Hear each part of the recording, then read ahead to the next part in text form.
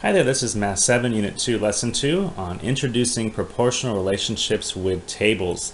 Today we're going to be talking indeed a lot about proportional relationships.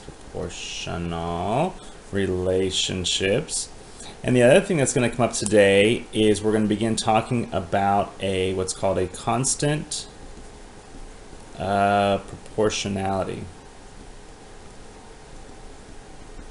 Sometimes it's good if you've missed class or something, or you're just trying to catch up, to start back in the summary of your lesson so you can see what is it that we're going to be talking about as we go through this today. So if you ever wanted to flip there first and take a look at what's coming up today, you can see in the summary we're going to talk about proportional relationships and the constant proportionality. But let's do a quick recap on what you did in class today. First, you began with a table like this, which was the notice and wonder, and you had a discussion in class about what was going on in this table, things that you noticed and things that you kind of wondered about, I had questions about as you looked at it. One of the things you might have noticed is that when you look from going, in a sense, left to right on a number, if I have a number of, if I ordered one case of paper towels, it gave me 12 paper towels that were in that case. Alright, so every time I order one case, I can see I'm getting 12 of the individual rolls. And in essence, we could say, if I'm multiplying the case by 12, I end up with the number of paper towels. And as you look through this, you probably notice that if I did the same thing with, let's just say down here on the bottom, 10, and if I multiplied 10 cases times this number 12, I also ended up with 120. And so we could see there was a relationship moving from the left side to the right side of the column. Now oftentimes we would call this relationship here, kind of how we're doing this here because it's 1, we might call that a unit rate. We might be able to say, well, the unit rate here is going to be what's allowing me to multiply this number to end up with that number there. A type of unit rate there. That came up. And you at some point may have a conversation to talk about the relationship between a unit rate and a constant proportionality, but we won't go there quite yet. The other thing you might have noticed is that, well gosh, when I look at over here, I have this times 2. I have a times 2. I can see that 5 times 2 is 10, as is 60 times 2 is 120, right? Now this part here, when I'm looking at how I'm moving, this reminds me a lot of the first unit when we were talking about scale factor. And we moved it from one size to a larger size, or if we were to reduce it and go to a smaller size, I can see that as long as I'm doing the same thing on the left that I'm doing to the right, we can call that a scale factor, and that's going to be changing the number of cases. It's also going to increase proportionally the number of paper towels that I get, and that's a scale factor type of idea. Okay, and so those are some of the things you might have noticed when you look there that I can look back and forth and see what happens. Another thing that might have come up in a conversation is that when you're looking at these two columns, this column here, and this might show up later in your lessons, is what we might call the independent variable. That means this is the one that it's not affected by it, not affected by that number there. What I have on the right side depends on this number right in here, doesn't it? Right? And if I have one case, I get 12.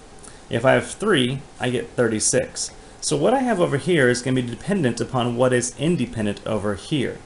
This shows up later on when we start talking about graphs and stuff in terms of an x and a y value for making graphs. But that's a little bit too much ahead of ourselves. So let's move on. In the second section, you talked about feeding a crowd, and they gave you an example here of a recipe that says 2 cups of dry rice will serve 6 people. Complete the table as you answer the questions and be prepared to explain your reasoning.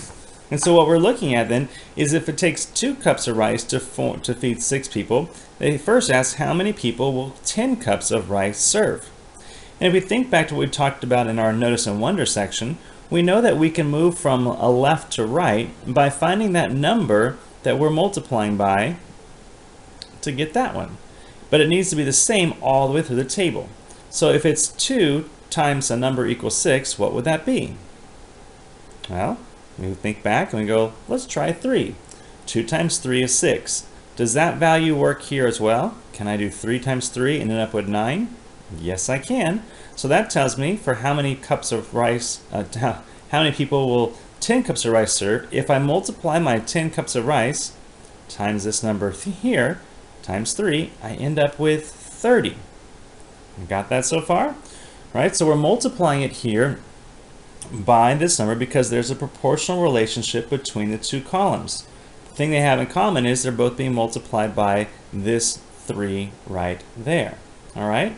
Now again, thinking back to maybe what you did in 6th grade, we might want to consider this to be like a unit rate, right? Let's look at it this way. I have 6 people can get 2 cups of rice. So 6 people, 2 cups of rice. If I reduce that, what I really can get is I can actually get 3 people for every 1 cup of rice. Now that I'm down to a 1 over here, I would call this my unit rate. Well, notice this 3 over 1 sure does seem to be a lot like my times 3 over here, doesn't it? Right? So what we're saying though is that this unit rate here is what I'm going to multiply by every row by in order to find out the number of people that I can have there. Now, think back to what we did in the previous unit. If I wanted to go this direction, if I wanted to go the other way, right? When we were playing with a scale factor going this way, if I wanted to, instead of going down the column but go the other way, we would then, instead of doing multiply by 2, we would multiply by the reciprocal, right? We'd flip that over and multiply by the reciprocal.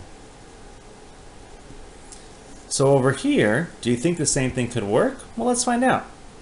If I multiply by the reciprocal of times 3 would be times 1/3, right? So we take the 3, put it on the bottom, right? Or if you're not liking fractions, it's the same as dividing by 3. So what is 45 times 1/3, or 45 divided by 3? In this case here, 45 divided by 3 is 15. And you could check your work if you wanted to. 15 times 3, does that work to go that direction? Sure it does. 15 times 3 is 45, and we're still looking good there. All right, so that's a way to kind of take a look at that. You could do some checking with scale factor if you wanted to go down this way. Take a look. Let's say we're going from 2 to 10. 2 to 10 would be what? 2 times 5. And that's a scale factor, 2 times 5. What is 6 times 5? It's 30, and we can double check it that way there. Just an interesting thing to think about. I could also do, what is 3 times 5? Just happens to be a 5 to get to 15, so that's not a pattern there, it just happens to be, okay? So 3 times 5 is 15. What is 9 times 5? It's also 45. So there's ways you can check your work by either using the scale factor or using our unit rate, or what we really should be calling the constant proportionality. And that constant proportionality is always going to be what we might want to call, if this is our x and this is our y, it's always going to be the y over the x. All right? So it's this value divided by that value. That becomes our constant proportionality when it's set up this way. All right, let's take a look at the next side. You had another one that had a recipe that says 6 spring rolls will serve 3 people. And we're going to complete the table here. All right, so when we look at the spring rolls and people, we begin by first saying, well, what is that constant of proportionality that I'm going to multiply this by in order to get that one right there? In this case, I can see that I'm reducing, aren't I? I'm not really sure. I know I can recognize it's 6 divided by something or times a fraction. Or perhaps what I want to do is take this like this. Let's call this my x, we'll call this my y. And let's do it like this. If my constant proportionality is y over x, let's plug some numbers in. Let's take our 3 and divide it by 6. And then let's see if we can reduce. What is 3 divided by 6, or 3 over 6, reduced into? It becomes 1/2. Can I use this value as my constant proportionality? Well, let's see. If I multiply 6 by 1/2, what do I get? 6 times 1 over 2 equals, 6 times 1 is 6 over 2, and 6 over 2 reduces to 3. Did we get where we needed to be? We sure did. We're in good shape. So my constant proportionality here is going to be 1 over 2/2. So now we can take a look at the next value. We were just checking the first row. So if I have 30 here, I can do this a couple ways. I can either go this way and multiply by a half to get my solution there, right? That would work. Or I might recognize a relationship between 6 and 30. The relation between 6 and 30, to go from 6 to 30, is going to be times 5. So I could multiply this times 5. And that's what's great about math. I could do this problem two different ways to find out what is missing right there. Well, 30 divided by 2, or 30 times a half, is 15. But so is 3 times 5 is 15. Both ways are going to work to get you to the same place. Now when I look at the next one though, I don't see a good relationship between 6 and 40, do you? I can't think of one. And 30 and 40, just can't think of one that's really easy to work with. So I'm going to go ahead and use my times a half right here, because that's a little easier for me to play with. So 40 times a half, or half of 40, is going to be 20. Okay? So this is what we have so far. We're looking good. But now I have this last one where I need to go the other direction, right? The opposite direction there. Do I see any relationships between 3, 15, 20, and 28 that I could use? Not really. So to go the opposite direction then, what I'm going to need to do is multiply by the reciprocal. So I take my constant proportionality and I'm going to flip it over to be the reciprocal. I don't have to put a 2 over 1, but so I can just put down a times 2. Okay?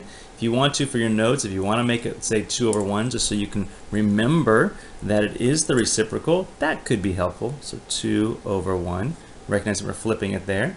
So 28 times 2 ends up being 56. And that's how we get that one there. So you can see there's a couple ways of going about it, but I'm looking for that constant proportionality to go left to right. I do the reciprocal of the constant proportionality to go right to left. And I can also perhaps sometimes just double check my work by looking at the scale factor going down the columns this way here. All right, let's move on to 2.3. When I look at 2.3, we have a problem that's talking about making bread dough. And this is probably a fun one you did in a class here. It says a baker uses 8 tablespoons of honey for every 10 cups of flour. So we use 8 tablespoons of honey for 10 cups of flour to make bread dough. Some days they bake bigger batches and some days they bake smaller batches, but they always use the same ratio of honey to flour.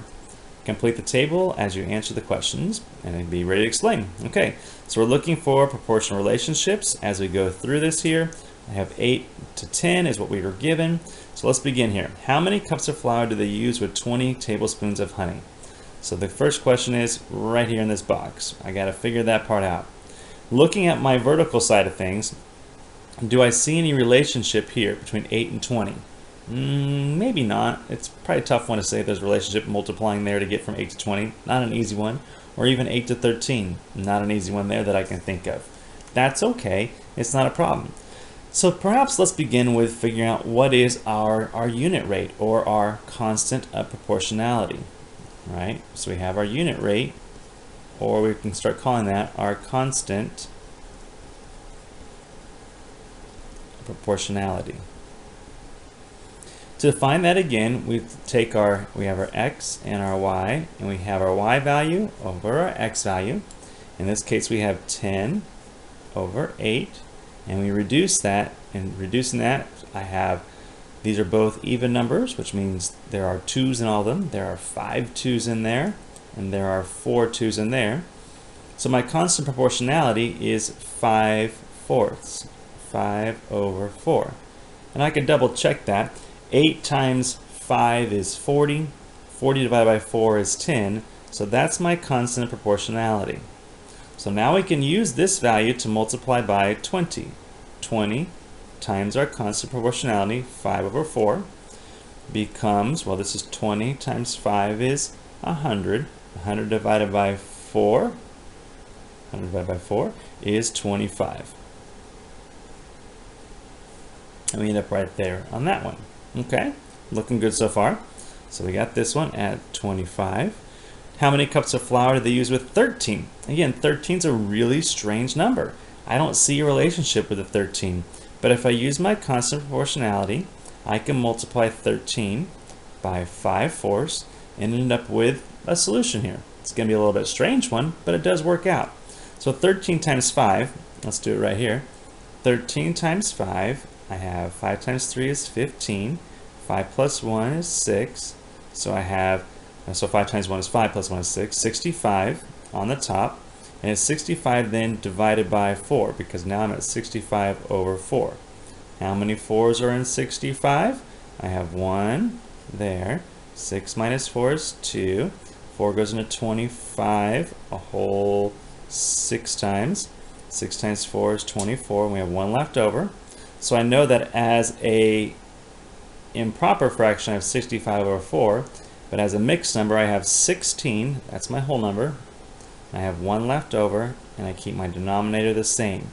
16 and 1/4 is what I have left. So I can write this down as 16 and 1/4. If you prefer to work with decimals, you could say this is 16.25 if you wanted to use decimals there. That would work just fine as well. Okay, so we use the same constant proportionality to get to how many cups of flour I'd use for 13 tablespoons of honey. Now, we've talked before already about what happens if I want to go this direction. If I want to go from the flour to the honey, then I need to multiply by the reciprocal of my constant of proportionality. So I'll do 20 times 4 over 5. Okay, so 20 times 4 over 5, I might reduce that first of all, and I have 1 5 there and 4 there, because 5 goes into 24 times, so I can reduce that, and now I have simply 4 times 4, and 4 times 4 is 16. All right, put this here, 16.25, and then put 16 there. So the proportional relationship represented in this table is going to be, as a number, it's 5 to 4, and we can consider that maybe our unit rate, but essentially what we're saying is that it's 5 cups of flour per 4 tablespoons of honey. And that's the secret recipe they use to make their bread dough each day. All right. The last one here was 2-4 on quarters and dimes. Again, the same type of idea here, looking at what's equivalent. It says 4 quarters are equal in value to 10 dimes, and it has you decide, how am I going to figure these things out there? Same idea as before. My strategy is I put an X, I put a Y. I say, let's find out my constant and proportionality. So what is my constant proportionality? It's going to be Y over X. They gave me a 10 over 4. So I can write 10 over 4. And I can reduce that then to 5 over 2. All right, or 2.5. That's my constant here, a proportionality. 5 over 2. So now, if I want to see how many dimes equal the value of 6 quarters here, I'd multiply by 5 over 2. And 6 times 5 is 30, divided by 2. So 30 divided by 2 gives you a lovely number of 15. 15 here. How many dimes equals the value of 14 quarters? Same idea. We're going to multiply by 5. Oops, make it a little bit cleaner, sorry. 5 over 2. And so 14 times 5 is 20. 5 times 1 is 5, plus 2 is 70. And then 70 divided by 2 is 35 there. All right, so 35. And what value belongs next to the 1 in the table? Well, the value that belongs next to the 1 in the table is going to still be multiplied by 5 over 2. So I could say it's 5 over 2, right? 1 times 5 over 2. Or I can make that a mixed number and say that there are 2 in there, and it's 2.5. Or I could write that all decimals and say it's 2.5, right? So this is a different way of saying it. What I find here is this is indeed my unit rate, because there's a 1 right there, or I call it my constant proportionality. and that becomes my solution there. So we would say it's either one of these, 5/2 or 2.5 or 2.5. And that is my unit rate constant proportionality. All right, I'm going to go then now into a quick little summary before we look at our homework. So in summary, if the ratios between the two corresponding quantities are always equivalent, the relation between quantities is called a proportional relationship here. So this table is showing the different amounts of chocolate syrup to milk, and that there's 4 tablespoons of syrup to every 1 cup of milk. This is a proportional relationship that goes across the table left to right like this, and so you end up with proportions and ratios 4:1 that seem to follow throughout the little journey here. All right, so what it tells us is that we can multiply any value over here by, if this is our x and this is our y, our constant proportionality ends up being 1/4. That value there, that constant proportionality, means I can multiply anything on the left side, to come up with what's on the right side. 1 times 1 is 1, 2 times 4 is 8, and I'm set to go. Okay, so that relationship between chocolate syrup and milk is proportional, right? We could also sometimes take a look and see, is there a scale factor for fun to see if it helps us anything. I could notice here, for example, on this one, I have a scale factor times 3, and I could double check it there, times 3, it does work. But right now, we're kind of moving past the scale factor and saying, let's go left to right. The other thing we talked about is that if I wanted to go from right to left, I can use the reciprocal, and instead of 4:1, 1/4, I'd have 4:1 to move in that direction there. Okay, so you want to pause right here before we start our homework, which is right there, and we'll start our homework in just a moment. Give you a couple of minutes to get going on that, and then come back and check your answer.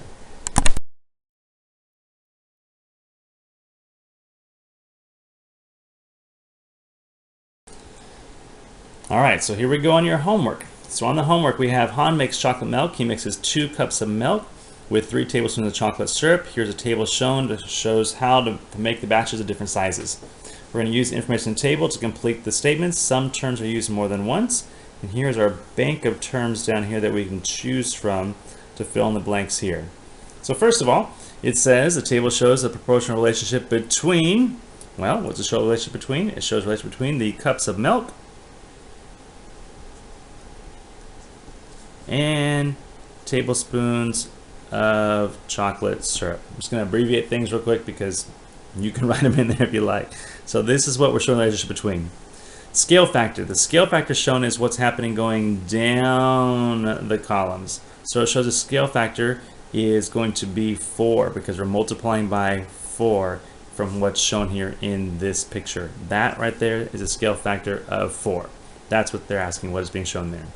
Now the constant proportionality for this relationship is going to be, remember, it's our y, x, y. It's going to be our y over our x value. Now in this case, we could say that it's 3 over 2. That's what's shown. And that is one of my choices there, 3 over 2. And that's my constant of proportionality. And in fact, if you look at a unit rate example here, because it's 1, it's right there for us to visually see. The units for the constant proportionality are going to be what per what. Now this is an important thing to think about. This is going to be written as the y per x, or the dependent per independent variable or value. In our case, it would be the chocolate syrup per cups of milk. And that's the units for the constant proportionality. Chocolate syrup per cups of milk. That order is important. Okay, so order matters here. So be careful. Let's take a look at the next one, number 2. A certain shade of pink is created by adding 3 cups of red paint to 7 cups of white paint. How many cups of red paint should be added to 1 cup of white paint? What they're asking us for is to find what you might again call the unit rate, or what we've been talking about, the constant proportionality. All right. So to do that, we look and say, well, x and y, what is my unit rate going to be? It's going to be 3 divided by 7. Right? 3 divided by 7 is my unit rate. And so if I multiply 1 by 3/7, my cups of red paint will simply be 3/7 of a cup of red paint. For letter B, what is the constant proportionality? Well, we just said what it was. It's 3/7. All right, let's look at number 3. A map of a rectangular park has a length of 4 inches and a width of 6 inches. Wait, we're doing constant proportionality. I know, but this is the review from Unit 1, Lesson 12. All right, gotcha. So a map has a length of 4 and a width of 6. Let's do a 6 and a 4. That's our map. Awesome. Okay. It uses a scale of 1 inch, so 1 inch equals 30 miles. That's our map. Okay, looks good. What is the actual area of the park? That's a great question. Let's take a look at this. Well, for my map, I have a 6 by 4 in this area here. Now for the picture, we have a 6 by 4. So I want to find the area of the original, and I'm going to multiply it by the scale factor squared in order to find, in this case here, the actual area. So the area of my picture, first of all, is 6 times 4, which is 24. The next thing you need to find out is what is my scale factor. My scale factor is using a 1 inch for every 30 miles. So my scale factor is going to be 30. I'm multiplying 1 times 30 to get 30. It's going to be 30, and I want to square that. All right, you with me so far? So we have our scale factor squared times our original area is going to give us our actual area. Well, so I have 24 times 30 squared. 30 squared is 900. And then 24 times 900 gives you an answer of 21,600 square miles. So it helps if you remember that we take our area and we multiply it by the scale factor squared to find out our actual area. And so to use what you have, 6 times 4 is 24. We can see our scale factor is a times 30. That's our scale factor. And we use those amounts to come up with our new solution.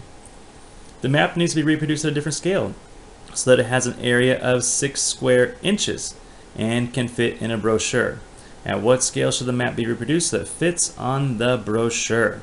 So what we're doing here is we're going to be changing things around so that it can be reduced. It's going to be reduced here. So to solve this, there's a couple ways of going about it. One way you might want to think about that may be a little different, and this is just kind of how my brain works sometimes, is I'm thinking about it. The original drawing was a 6 by 4 drawing, right? So it's 6 by 4, and 6 by 4 gave us an area of 24. Now our scale was 1 to 30 basically, all right? So we're asking now to make one that has an area of 6 square inches. So the area is going to be smaller. This is 24. We're going to make one that has an area of 6. Now because it's a scale drawing, I asked myself first of all, well, if I have 6 and 4, are there some numbers I can reduce these by to make get an area where I get 6? And for me, I thought about 3 and 2, right? If I cut that in half and cut that in half, because I'm cutting them in half, I eat proportionally. 3 times 2 then gives me an area of 6. So my new drawing is going to end up being a 3 by 2 drawing to get me there. Now because I went this way and I multiplied by a half in my drawing, now I have to think about the scale factor there, what's taking place. Because my scale factor is reducing there, or what I'm multiplying by, I actually need to double this because this is going to be representing more. Here, every inch was 30 miles, right? Every inch is 30 miles. Here, every inch is going to be actually not 30 miles, but I'm going to take that into the reciprocal. I'm going to double it, and so every inch is going to represent 60 miles. Okay, and so that's how I went about deciding how could this work here. It's just drawing a little picture and seeing, well, what's happening. To go from 6 to 3 is half, so if my picture is reducing by half, then the reciprocal is that my scale factor is then multiplying by 2 in order to make that happen there. So that's how I went about solving it. There's a couple other ways to do it, so see what your teacher says. It's a good question. Number 4, Noah drew a scale copy of polygon P and labeled it polygon Q. If the area of polygon P is 5 square units, so that one was initially 5, what scale factor did Noah apply to polygon P to create polygon Q? So we take our area times our scale factor squared to give us our new area. All right, well, let's take a look. It said the area, the first one was 5, right? We're trying to figure out the scale factor squared. And this new area here happens to be a little bit bigger. It's 45. You count up all these squares, 1, 2, 3, 4, 5, 6, and then 1, 2, 3, 4, 5, 6. 6 times 6 is 36, and then we have 1, 2, 3, 4, 5, 6, 7, 8, 9, plus 9, we have 45. So we're trying to figure that out. So this is my formula type thing that I use. My area times my scale factor squared gives my new area. So let's divide both sides by 5. We have the scale factor squared by itself. 45 divided by 5 is 9. And so now I ask myself, what two numbers can multiply together to get me a 9? Well, last I checked, 3 times 3 can work there. So my scale factor is just going to be 3. And I could try that out to see if it works, and that's what you end up with there. And finally, number 5, select all the ratios that are equivalent to each other. And my printing looks like I chopped one off there. Let me double check. I think I'm missing one. Yep, 20. We have an E here as well, but it cut off my page. And you have a 20 to 35. So let's take a look here. We have 4 to 7 and then 8 to 15. If I compare this, 4 to 8 is times 2. Is 7 times 2 14? Nope, those don't go together. If I go A to C, 4 times 4 gives me 16. And 7 times 4 gives me 28. So I know that A and C definitely go together. With a 2, if I divide 4 by 2, 4 divided by 2 is 2, but 7 divided by 2 is not 3. That doesn't work. Does it go with the 8 divided by 4 divided by 4? Nope, doesn't work. And my last one, E, 4 times 5 can get me 20, and 5 times 5 gets you that one there, 35. So we would say A, C, and E. Okay, looking at the ratios that are equivalent to each other, just using some multiplication here to solve that. Okay, hope that helps you out, and you have a great day.